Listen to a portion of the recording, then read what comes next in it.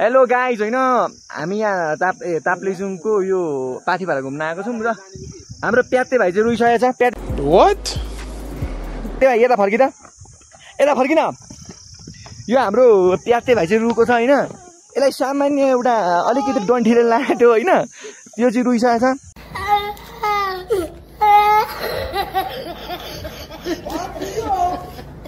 र हामी अगाडि बढ्दैछौँ। ओह्रालो चाहिँ एकदम यता हाम्रो ओह्रालो छ होइन। अनि हाम्रो डेस्टिनेसन भनेको चाहिँ एउटा राम्री केटी थिई।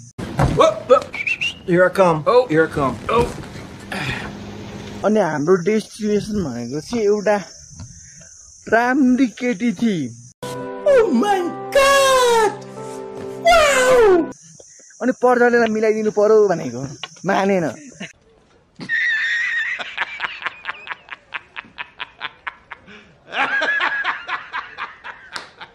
अनि विवश भाइलाई मिलाइदिनु पर्यो भनेको त्यो कारणले चाहिँ हामी अगाडि बढ्दैछौँ।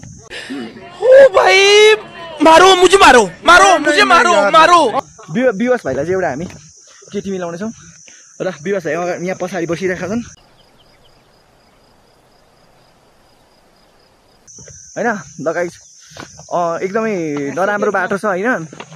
तपाईँहरू हाम्रो एक्सपिरियन्स सोध्न चाहनुहुन्छ भने चाहिँ एकदमै बकवास एक्सपिरियन्स रहेको छ। अहिले आउँदा त त्यति धेरै वास्ता पनि भएको छैन, तर जाँदाखेरि चाहिँ निकै नै वास्ता भएको थियो। बाफ रे बाफ, यस्तो बाटो छ नि, 5 घण्टाको यस्तो उकालो छ क्या, उकालै मात्रै छ। जाँदाखेरि ओह्रालै मात्रै, आउँदाखेरि उकालै मात्रै।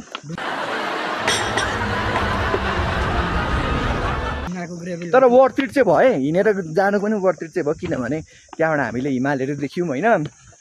अनि निकै राम्रो हिमाल थियो। अनि धेरै भिडियोहरू बनायौँ, फोटो खिच्यौँ।